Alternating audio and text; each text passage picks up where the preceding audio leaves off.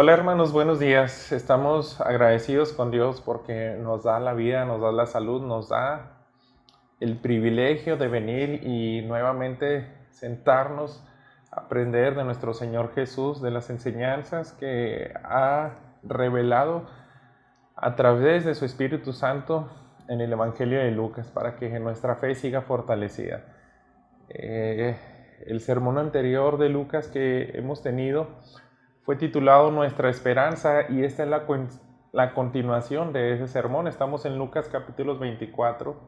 Del 1 al 12 vimos cómo Dios trajo esperanza a aquellas mujeres que vienen al sepulcro, a Pedro, a los demás discípulos cuando les es dada la noticia de la resurrección de Jesús. Cristo había muerto 3 días antes y ellos estaban en una condición muy triste porque su Mesías esperado había terminado de manera muy trágica su vida.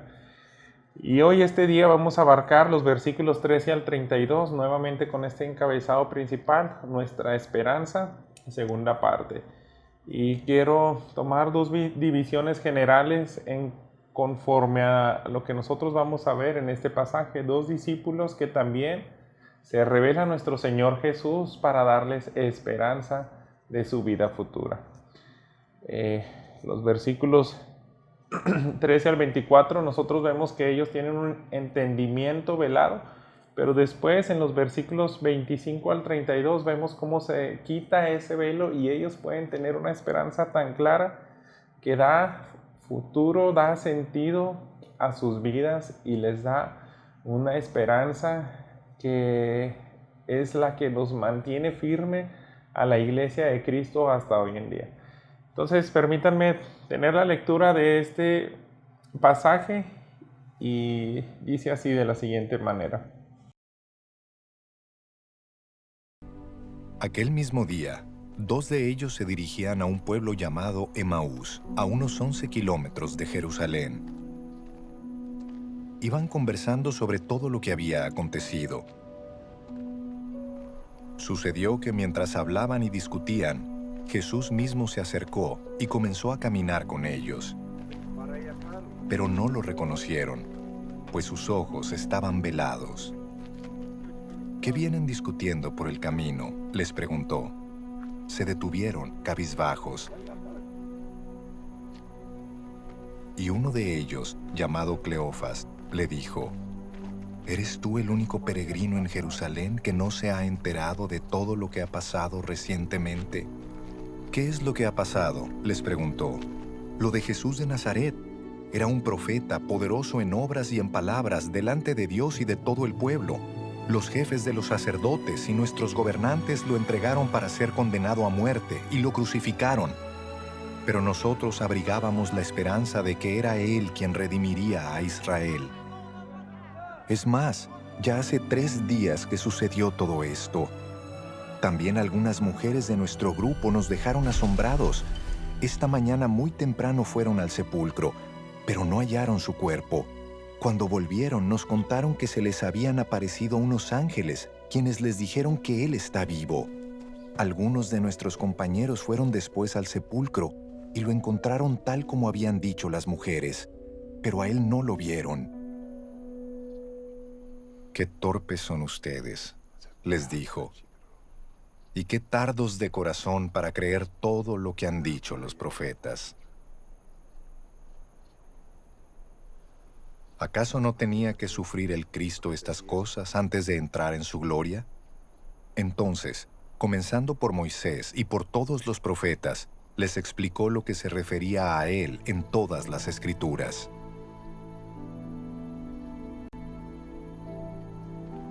Al acercarse al pueblo a donde se dirigían, Jesús hizo como que iba más lejos. Pero ellos insistieron: «Quédate con nosotros, que está atardeciendo, ya es casi de noche». Así que entró para quedarse con ellos.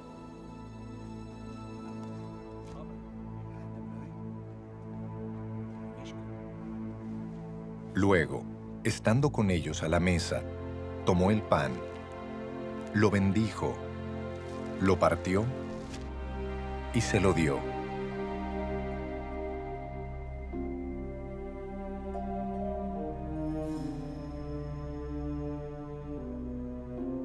Entonces se les abrieron los ojos y lo reconocieron.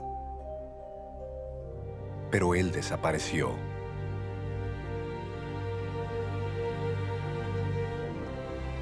Se decían el uno al otro: ¿no ardía nuestro corazón mientras conversaba con nosotros en el camino y nos explicaba las Escrituras? Vamos a Dios en oración. Señor bendito, muchas gracias porque tú has resucitado. Tú no te quedaste en aquella tumba y nos das esperanza, Señor. Tú eres el que fortalece nuestra fe y por esa resurrección de haberte levantado entre los muertos, nuestra vida tiene sentido, nuestra vida tiene propósito y nuestra fe no es vana, Señor. Sin embargo, también a través de tu resurrección nos das la esperanza de que tú vas a restaurar todas las cosas. Tú puedes restaurar aquello que el pecado ha destruido. Y nosotros, Señor, clamamos, tus hijos junto con la creación, para que pronto así sea, de manera plena, Señor, tú restaures todas las cosas, Señor, y recibas la honra y el honor por esto. Utiliza, Padre, esta palabra para que nuestra fe siga mirando hacia lo eterno, para que nuestra fe siga con los ojos puestos en Cristo Jesús cuando sea ese día en que restaures todas las cosas. Alabamos y bendecimos tu nombre porque así será, tal y como fue verídica tu resurrección, también así será verídico, Señor, la restauración de este mundo caído. Pedimos que este mensaje console nuestros corazones, nos aliente, Señor, nos confronte a tener una vida santa y a esperarte, Señor, con paciencia. En el nombre de tu Hijo amado Cristo Jesús te lo pido. Amén. Bien, hermanos, el Evangelio de Lucas fue escrito aproximadamente en el año 60 al 62 después de Cristo.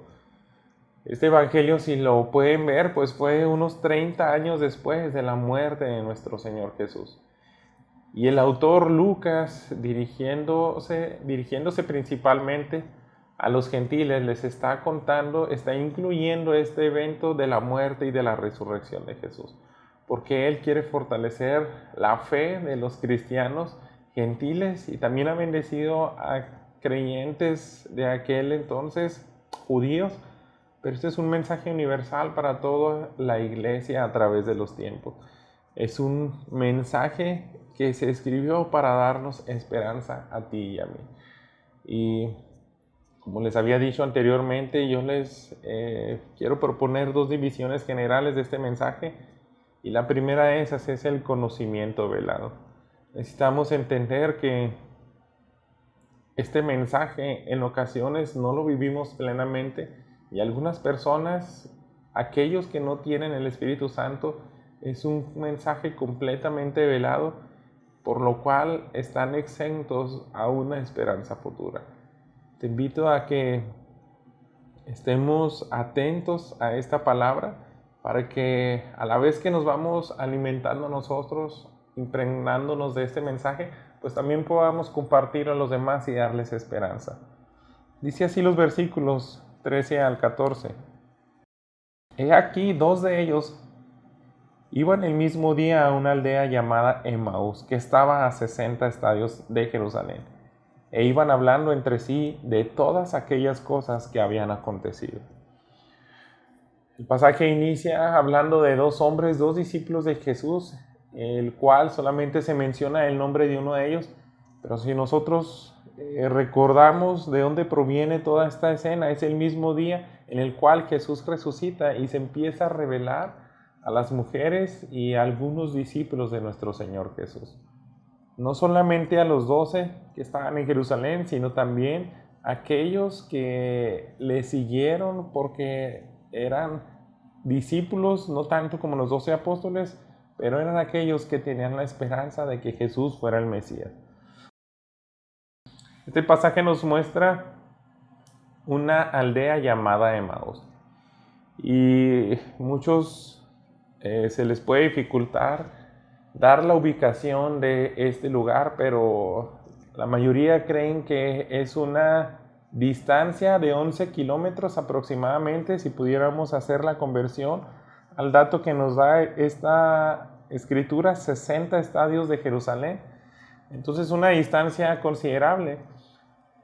Haciendo un promedio de lo que pudiéramos recorrer esa cantidad a pie, a una velocidad normal, pues es un lapso de 2 horas a 2 horas y media, dependiendo del paso que vivemos, ¿no?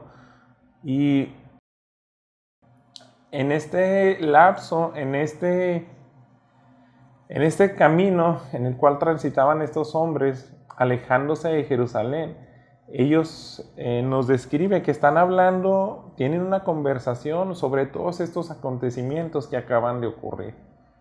La manera en la cual Jesús es arrebatado de los discípulos, es juzgado injustamente y es muerto por crucifixión, después se resucita. Entonces ellos están hablando bastante de estas cosas y dicen los versículos 15 al 16, sucedió que mientras hablaban y discutían entre sí, Jesús mismo se acercó y caminaba con ellos, mas los ojos de ellos estaban velados para que no le conocieran. Y aquí podemos ver que en la conversación que ellos tenían, el futuro era incierto. Ellos tenían muchas dudas, ellos estaban hablando de por qué Jesús se juzgó a escondidas de todo el pueblo, por qué se hizo todo en la madrugada. Estaban cuestionándose muchas cosas y de pronto Jesús aparece para darles esperanza. Él estaba y se acerca a ellos y nosotros podemos ver que estaba con ellos aunque no le percibían. El pasaje simplemente nos dice que de alguna manera vela los ojos de ellos. El versículo 16 está confirmando eso. Los ojos de ellos estaban velados para que no lo conocieran. Entonces Dios de manera sabia utiliza un velo para que ellos no identifiquen a Jesús, aunque lo pudieran tener ahí cara a cara, aunque estuvieran platicando al lado de él por bastante tiempo y ellos simplemente recibieran la esperanza a la manera que Dios quería revelárselas. Esto es interesante porque Dios tiene sus métodos, Dios tiene la manera correcta en la cual hace las cosas y nosotros vemos que a ellos les desconcierta algo de lo cual vienen platicando con Jesús. Nosotros vemos en este pasaje que estos dos hombres no tenían esperanza. Estos dos hombres simplemente van caminando tristes, como veremos más adelante, y Jesús, nuestra esperanza, estaba con ellos y también este pasaje nos enseña que también está con nosotros. De alguna manera, hermanos, nosotros nos podemos identificar con estos discípulos porque a pesar de que resucitó, al igual de como estaba después de ese evento de la resurrección con estos hombres, ellos desconocían pues que había triunfado sobre la muerte. Eso tiene muchas implicaciones y a veces nosotros pudiéramos también estar en esa misma condición, en las cuales vienen acontecimientos a nuestras vidas, en los cuales podemos perder esperanza de que todo mejore, podemos perder esperanza de que nos recuperemos cosas que consideramos valiosas para nosotros.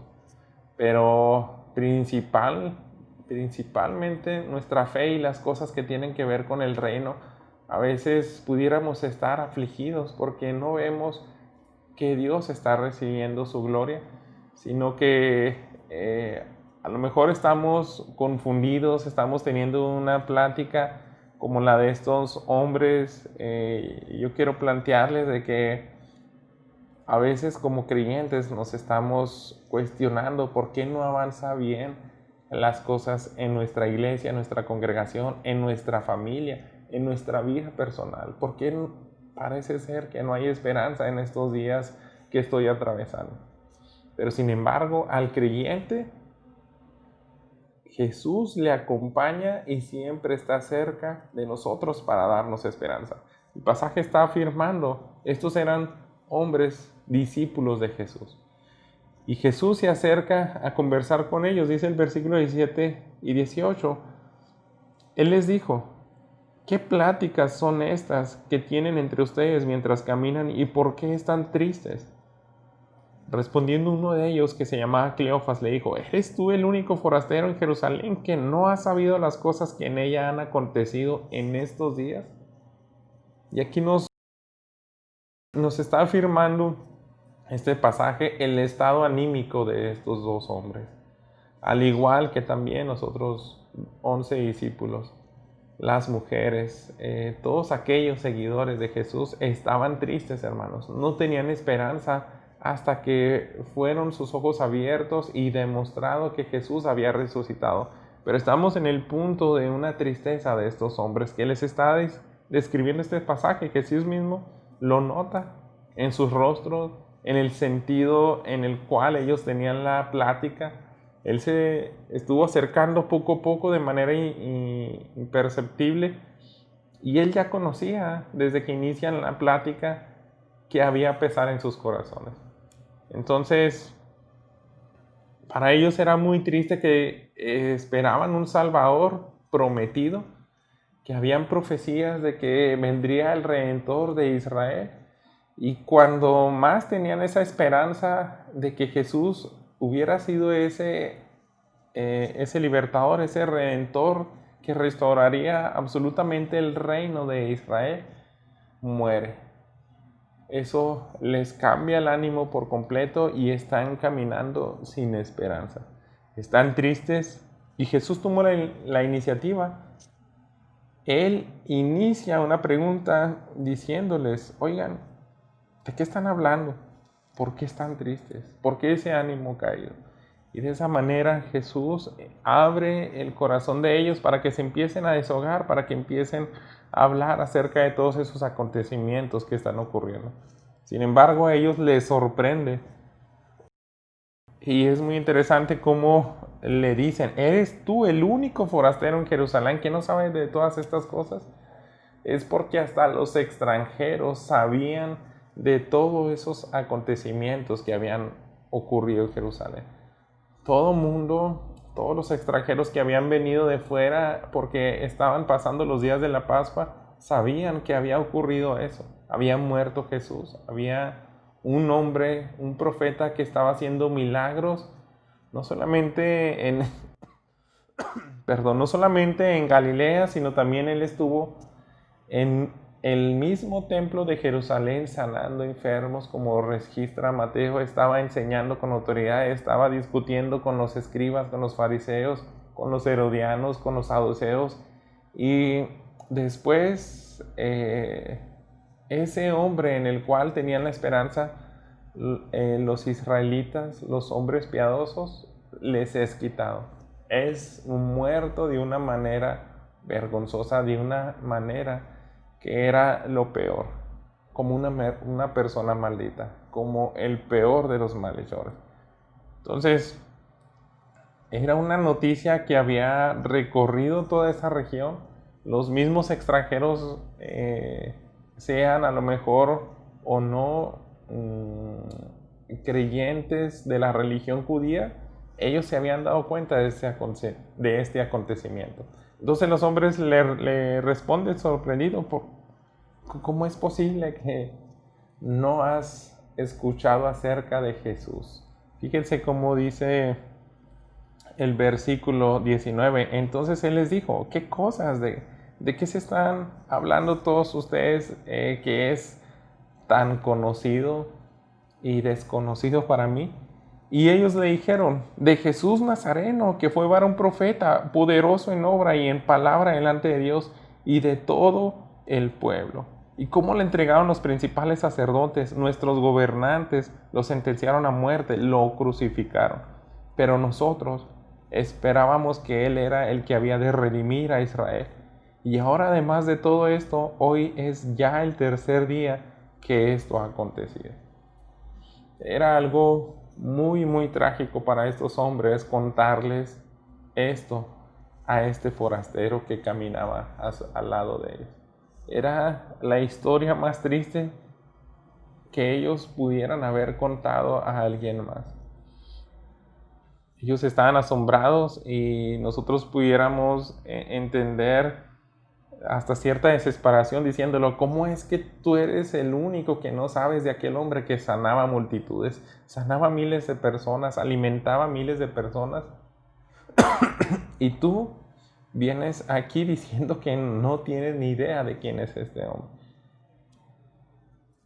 Ellos le describen cómo fue el ministerio de Jesús, cómo fue la persona de Jesús, diciéndole dos características de lo que él hizo en vida. Este hombre era poderoso en obra y también en palabra. Tal vez ellos empezaron a hacerle un recuento de las cosas que Jesús hizo en vida, y a lo mejor podemos tomar como referencia en el capítulo 4 de Lucas, como se describe aquí.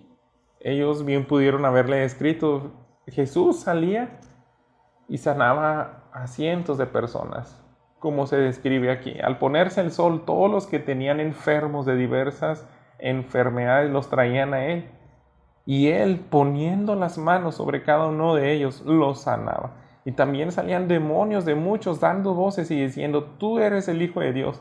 Pero él los reprendía y no les dejaba hablar porque sabían que él era el Cristo. Cuando ya era de día, salió, se fue a un lugar desierto, la gente le buscaba, llegando a donde él estaba le detenían para que no se fuera de ellos, pero él les dijo, es necesario que también a otras ciudades anuncie el evangelio del reino de Dios, porque para esto he sido enviado. Ellos pudieron haberle descrito esa escena. Jesús no andaba sanando personas, milagros así de 10 en 10, de 20, de 100 al mismo tiempo. Dice, no, les tocaba a cada uno de ellos. Jesús era un hombre compasivo que se acercaba y, como describe el versículo 40, poniendo las manos sobre cada uno de ellos, los sanaba. Les demostraba interés, amor, compasión. También expulsaba solamente con su voz a los demonios. Con las órdenes que él daba, echaba fuera los espíritus inmundos. Este hombre era poderoso, no solamente en hechos, sino también en lo que él predicaba. Para él siempre era lo principal hablar del evangelio, el mensaje del reino de Dios, y él afirmaba, para esto fui enviado. A lo mejor sí, también si nos regresamos en ese mismo capítulo 4, fíjense cómo dice el versículo 31 al 37. Jesús, tenemos esta escena cuando expulsa el demonio de una persona, y nosotros podemos ver lo siguiente. Jesús les reprendió diciendo, cállate, sal de él. Entonces el demonio, derribándolo en medio de ellos, salió de él, no le hizo ningún daño. Y estaban todos maravillados y hablaban unos a otros diciendo, ¿qué palabra es esta? Que con autoridad y poder manda a los espíritus inmundos y sale. Y su fama se difundía por todos los lugares de los contornos.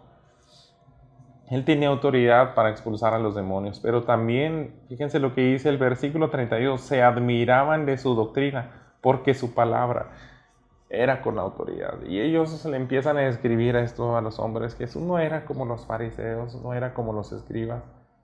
Jesús era alguien que cuando hablaba tenía autoridad en todos los sentidos.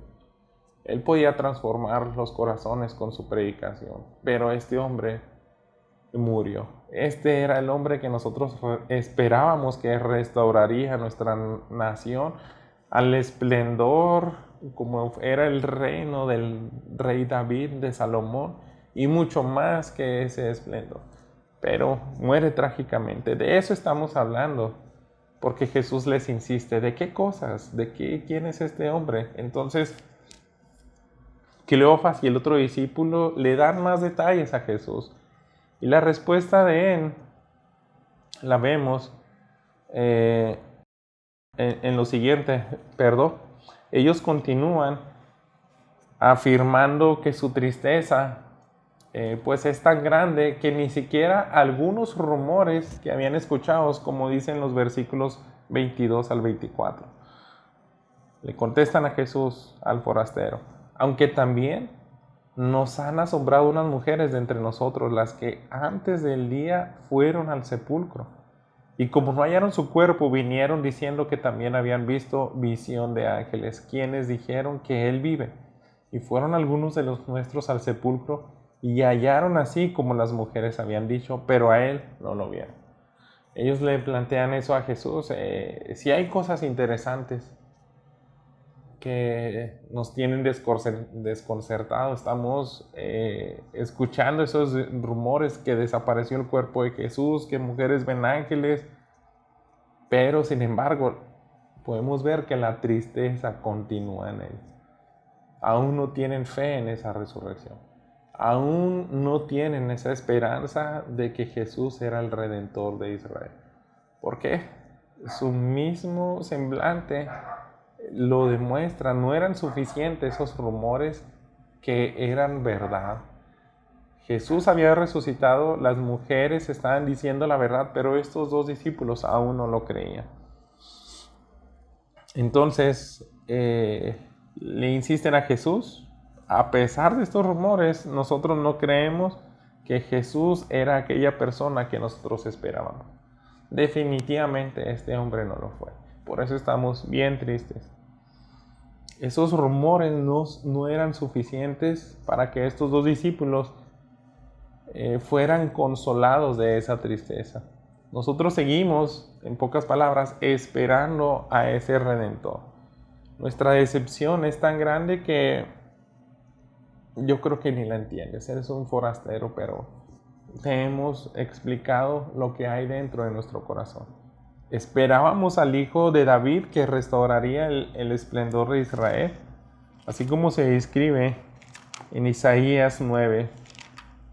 Hay una promesa que todo judío piadoso la tenía en su corazón y esa era la esperanza para ellos, solamente apuntando a aquel Mesías. Y estos hombres por algunos días creen que era ese prometido, pero de pronto se dan cuenta o sus expectativas cambian a partir de la muerte. Fíjense lo que dice Isaías 9, versículos 6 al 7.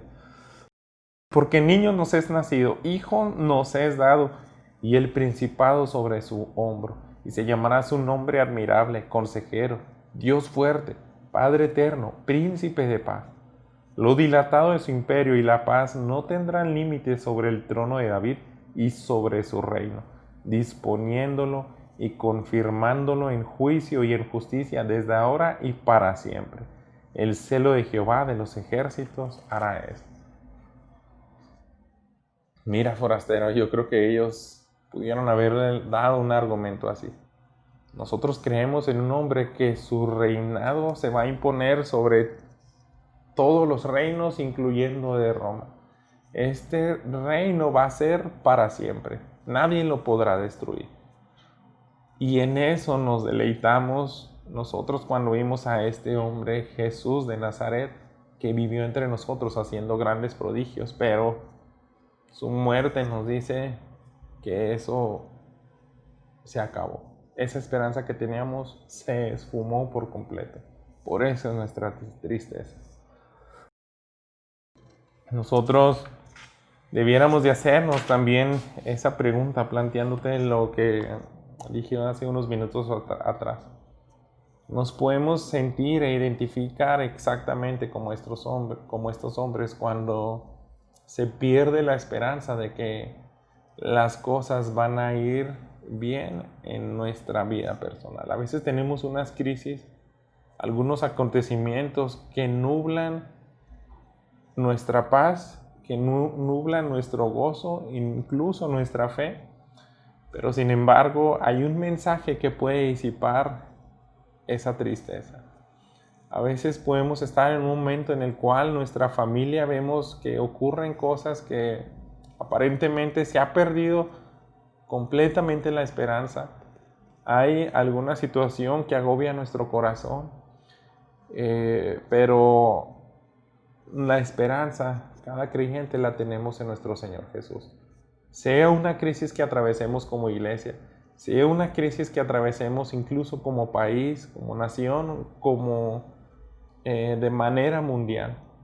Podemos estar atravesando o contemplando hechos que nos decepcionan y que nos hacen perder la esperanza, el gozo, la plenitud de vida. Pero aquel que le da un giro completo a la desesperanza es nuestro Señor Jesús, y lo hace a través de la resurrección. Ahora quiero que veamos cómo los ojos de estos hombres fueron abiertos y esa desesperanza se convierte en algo tan real que les da sentido de vida, les da una completa paz y esperanza de la restauración de Israel. Los versículos 25 al 27 dicen lo siguiente: Entonces él les dijo: oh insensatos y tardos de corazón para creer todo lo que los profetas han dicho. ¿No era necesario que el Cristo padeciera estas cosas y que entrara en su gloria? Y comenzando desde Moisés y siguiendo por todos los profetas, les declaraba en todas las escrituras lo que de él decía. Jesús les regaña y empieza a revelarse poco a poco a estos hombres. Recuerden la distancia de Emaús a Jerusalén. Tal vez estos hombres ya habían caminado 1 hora. Tal vez Jesús tenía 1 hora más para conversar con ellos, y empieza desde el Pentateuco, la ley de Moisés, los libros que Dios le inspira desde Génesis, Éxodo, Levítico, Números, Deuteronomio, y todos los profetas de Israel que dejaron escritos y que estos hombres conocían, les empieza a abrir las escrituras, a recortar todos los pasajes que apuntaban exactamente a ese día, a la muerte y a la resurrección de Jesús. Yo creo que Jesús los estuvo llevando a pasajes similares como estos, al que tenemos en Génesis capítulo 3, hablándoles desde la caída de Adán y Eva. Y como dice el versículo 15, pondré enemistad entre ti y la mujer, y entre tu simiente y la simiente suya. Esta te herirá en la cabeza y tú le herirás en el calcañar. Yo creo que Jesús les empezó a explicar desde ahí. Satanás, la serpiente antigua, va a ser algo que para ustedes puede ser sorprendente y puede ser algo, un golpe duro para que las cosas se puedan restaurar. Es como lo que acaban de contemplar hace 3 días. La muerte, la resurrección del Mesías. Pero la Escritura dice que Él va a herir a la serpiente en la cabeza. Es una herida mortal. Y ese prometido que hemos visto en una promesa desde el tiempo de Adán y Eva, está apuntando a esto que ustedes están hablando. A lo mejor también los llevó seguramente a Éxodo capítulo 26, siguiendo en los escritos de Moisés, para exponerle lo siguiente: toda aquella figura del tabernáculo de los sacrificios que apuntaban a Jesús. En los versículos 32 al 34 dicen lo siguiente, hablando del velo rasgado, desde la orden que dio Dios para diseñar el tabernáculo, donde dice lo siguiente: también harás un velo de azul púrpura, carmesí y lino torcido. Será hecho de obra primorosa con querubines, y lo pondrás sobre 4 columnas de madera de acacia, cubiertas de oro, y sus capiteles de oro sobre basas de plata. Y pondrás el velo debajo de los corchetes, y meterás ahí del velo adentro el arca del testimonio, y aquel velo le será separación entre el lugar santo y el santísimo. Pondrás el propiciatorio sobre el arca del testimonio en el lugar santísimo. Recuerden, Jesús parece como un tono fuerte en el cual les está hablando para que reaccionen. Insensatos de corazón, todo apuntaba a este evento. Todos esos diseños que Dios dio en el tabernáculo de un velo que separaba el lugar santo al lugar santísimo, un propiciatorio en el cual se rociaba la sangre de un cordero para pasar por alto todos los pecados de la nación. ¿No se les hace increíble que Jesús de Nazaret haya muerto exactamente en el día de la Pascua? Ustedes en sus conversaciones venían hablando de todos estos acontecimientos, seguramente mencionaron, o más bien Jesús les afirma, ¿por qué estaban hablando de todas esas señales del terremoto que hubo, del terremoto que hubo, de las tinieblas que estaban durante la crucifixión de Jesús? ¿Por qué ustedes estaban hablando incluso de aquellos hombres que resucitaron y que entraron a Jerusalén? ¿Por qué no pueden ver que ese velo que fue rasgado fue una manera en la cual pueden estar seguros de que esos sacrificios van a terminar? Todo apuntaba a Jesús de Nazaret, el cordero que iba a ser inmolado. Yo creo para que les quedara más claro, ahora se va a los profetas y empieza a decirles lo que dice, lo que hablaban y dejaron por escrito Isaías, Jeremías, Ezequiel, Daniel, los profetas menores. Pero uno de estos pasajes mesiánicos, Isaías 53, yo creo que Jesús lo toma y con este empieza a aclarar más el entendimiento de ellos. Isaías 53:3, despreciado y desechado entre los hombres, varón de dolores, experimentado en quebranto, y como que escondimos de él el rostro, fue menospreciado y no le estimamos. Ciertamente llevó él nuestras enfermedades y sufrió nuestros dolores, y nosotros le tuvimos por azotado, por herido de Dios y abatido. ¿Qué creen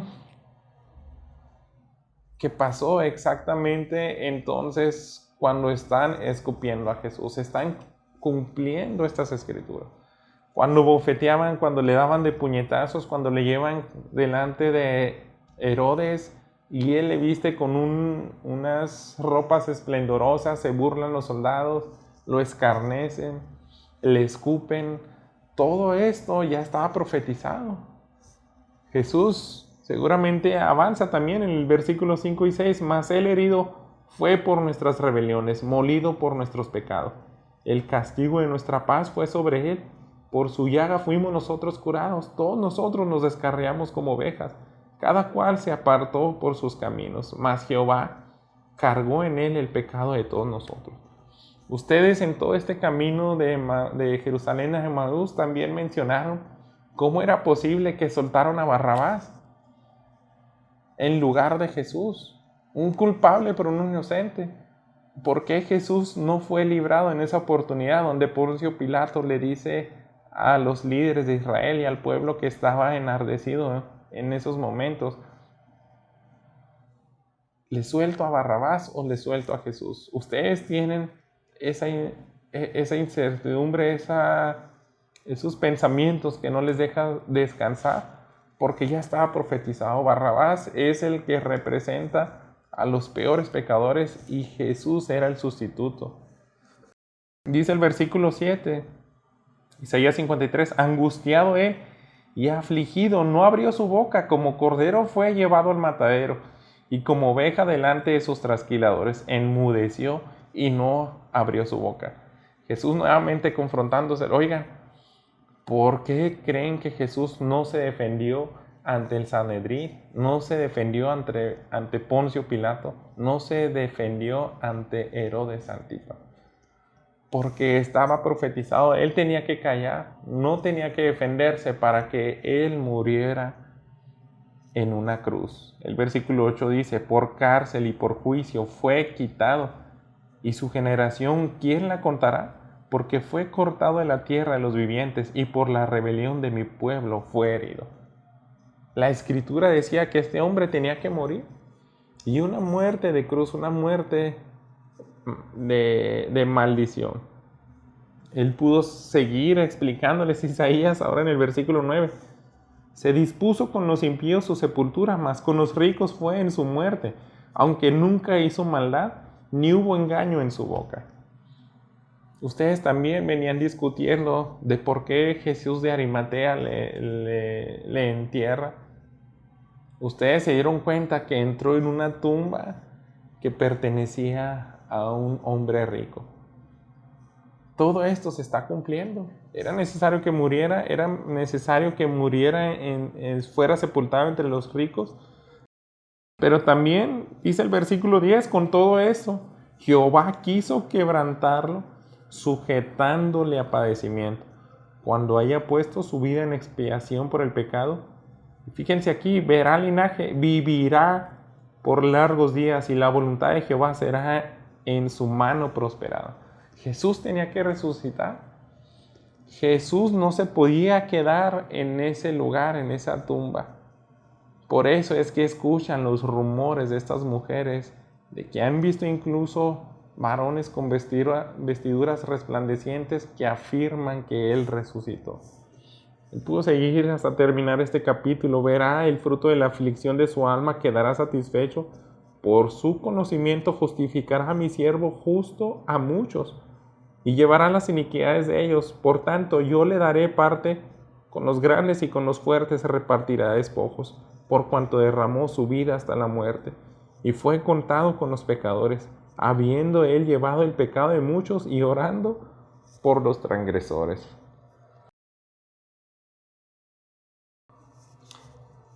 En pocas palabras, Jesús les dice, el centro de las escrituras era Jesús. Todo apuntaba hacia Él, todo apuntaba hacia Él. Todos los pasajes que les empieza a sacar Jesús apunta a Jesús, apunta a la muerte, apunta a la expiación por el pecador, apunta a la resurrección, que es lo único que les puede dar esperanza. Entonces, la plática ya se ha extendido bastante tiempo, porque como dice el versículo 28, llegan a su destino.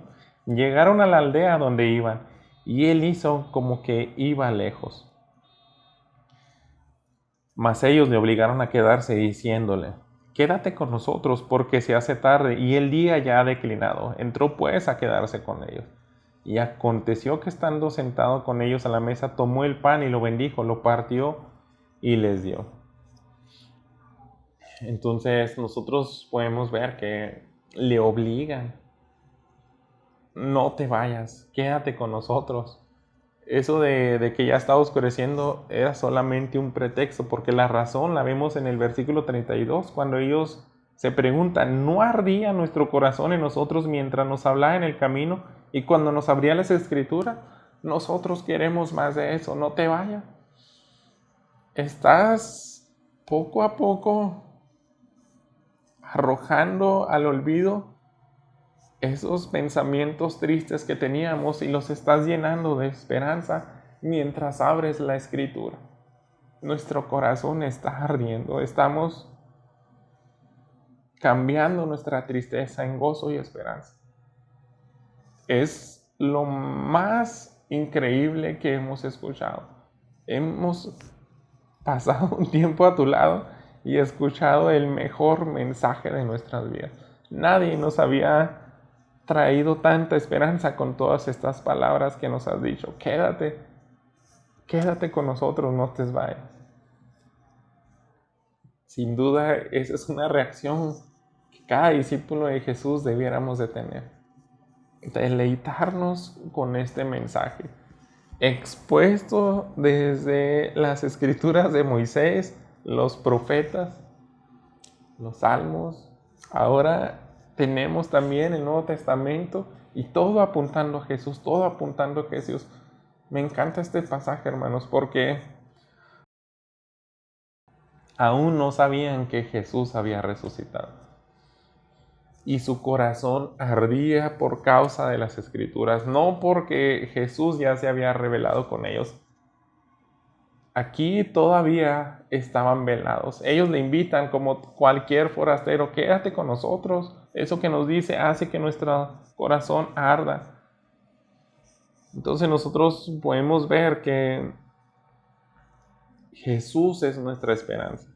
Vamos a imaginarnos un poco también la oración que hace Jesús cuando está bendiciendo los alimentos que iban a tomar en esa noche.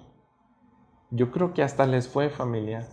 Este pasaje en el versículo 30 dice, tomó el pan, lo bendijo, lo partió y les dio. Yo creo que hasta eso se les hizo familiar.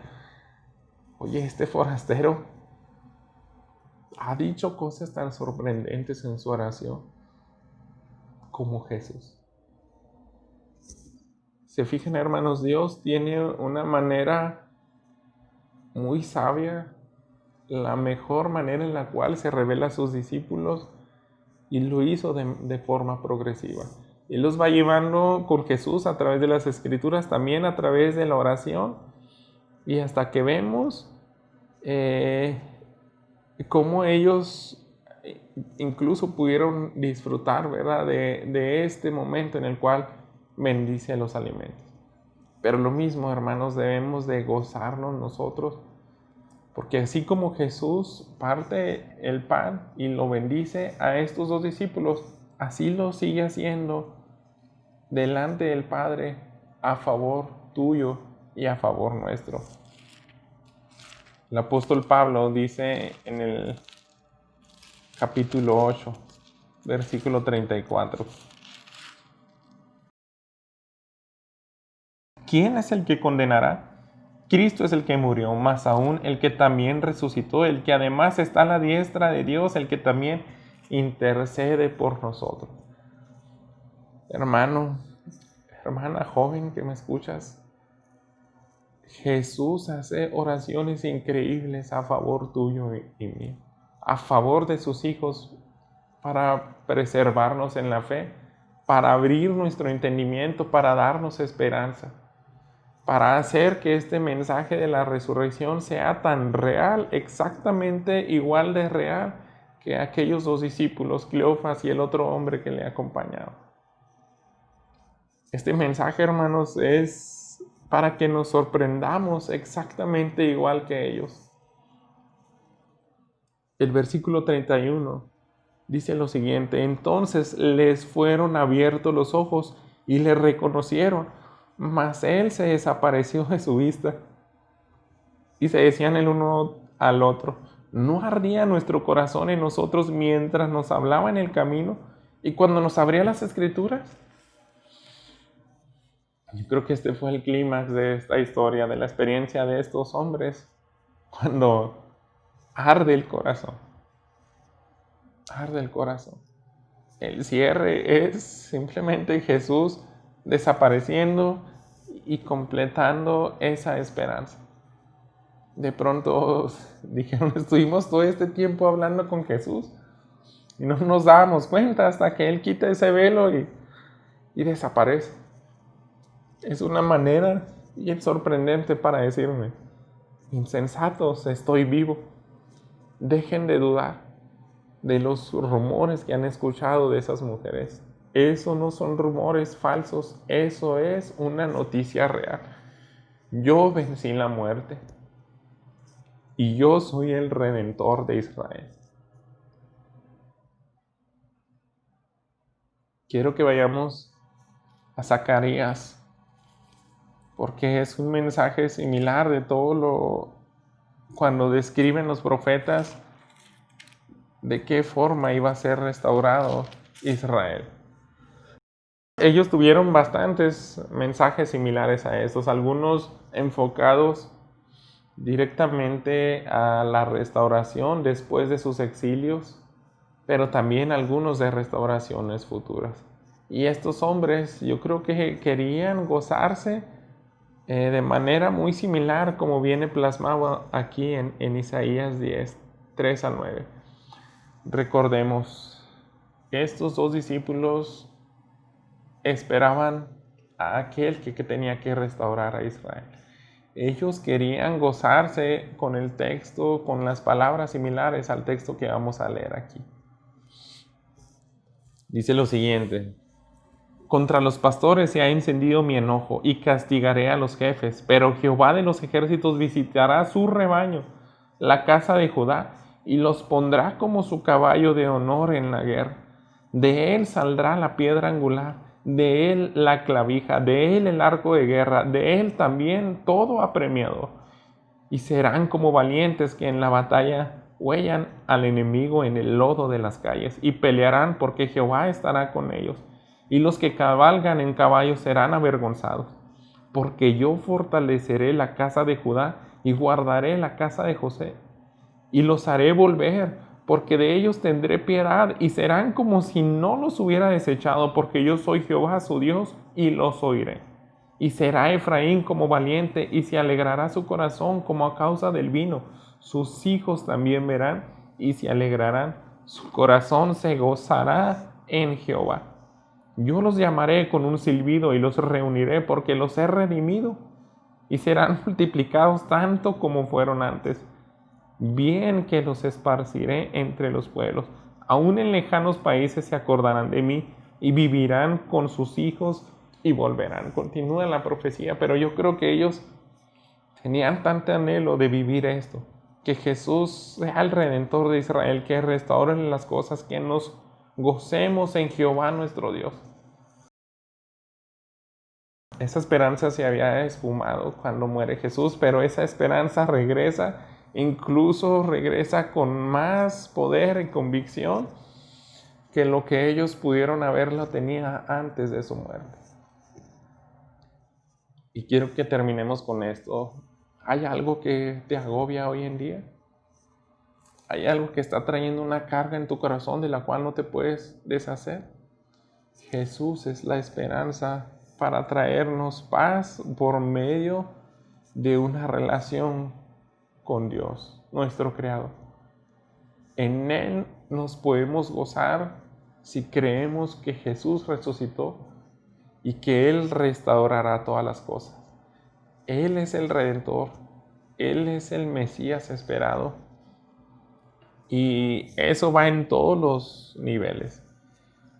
Tal vez tú tengas una enfermedad, tal vez tengas una situación económica que te trae depresión. Tal vez tú quieres dejar algún pecado que te ha sido esclavo por mucho tiempo. Tal vez tú tienes una relación fracturada con alguno de tus seres queridos o de algún amigo, con tu prójimo. Cristo lo puede restaurar. Tal vez hay una ruptura familiar, tal vez alguna situación en tu iglesia que te puede traer carga, pero Jesús es la esperanza. Jesús es la esperanza para este mundo. Y todas estas cosas que te estoy mencionando son en segundo término. Es bueno que sea restaurado tu persona, tu salud, si Dios está, si está en la voluntad de Dios. Es bueno que tu familia sea restaurada, pero lo mejor de todo es que este mundo va a ser restaurado, y es porque ya no va a existir el pecado. Quiero que vayamos a nuestro último pasaje en 2 de Pedro, capítulo 3. Versículos 12 y 13. Pero nosotros esperamos, según sus promesas, cielos nuevos y tierra nueva, en los cuales mora la justicia. Por lo cual, oh amados, estando en espera de estas cosas, procurad con diligencia ser hallados por Él sin mancha, irreprensibles en paz. Perdón, era desde el versículo 12. También leámoslo. Esperando y apresurándonos para la venida del día de Dios, en el cual los cielos encendiéndose serán deshechos y los elementos siendo quemados se fundirán. Es una realidad que Jesús va a restaurar de manera plena este mundo. Nosotros esperamos, porque eso es una promesa, decía el apóstol Pedro. Todo este mundo que está caído en pecado, toda esta situación en la cual el príncipe de este mundo, el enemigo, ha venido a hurtar, matar y destruir tu tranquilidad, tu familia, tu iglesia, todo eso va a terminar porque Jesús va a redimir a su pueblo. Nos va a poner un estado en el cual ya no existe el pecado. Ya no tendremos por qué luchar por perdonar, ya no tendremos que luchar contra enfermedades, ya no vamos a tener por qué estar intranquilos ante cualquier cosa que nos causa dolor en este mundo. Nuestra esperanza es nuestro Señor Jesús y todo tiene que ver porque creamos en la resurrección. Yo les decía en el sermón anterior que Jesús nos da una esperanza verdadera. Si Jesús resucita, si Jesús resucitó es porque fue acepto su sacrificio de expiación por el pecado. Es la mejor noticia que tú y yo podemos tener.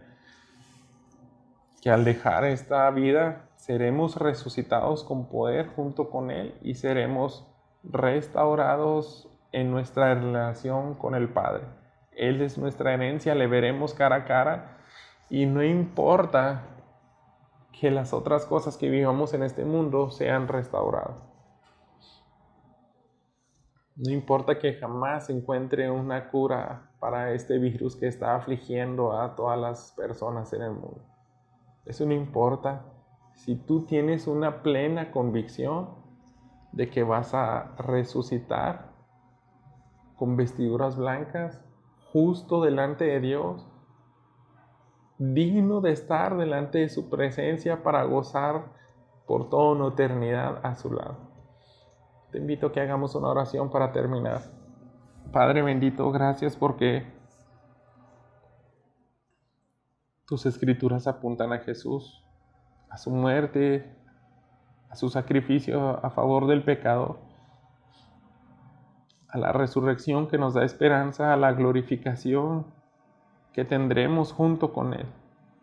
Yo te ruego, Señor, que este mensaje lo lleves a aquel que trae aflicción, que ha perdido la esperanza de que estos días pueden mejorar. Y permite, Padre, que tu pueblo, tu iglesia, descanse y que arda nuestros corazones exactamente como estos dos hombres. Solamente va a ocurrir eso, Señor, si tú nos llevas a través de las Escrituras a aquel que apunta cada pasaje, cada profecía, incluso la ley, las cartas, las epístolas, todo apunta a Jesús y a Él es a quien le damos toda la gloria y el honor.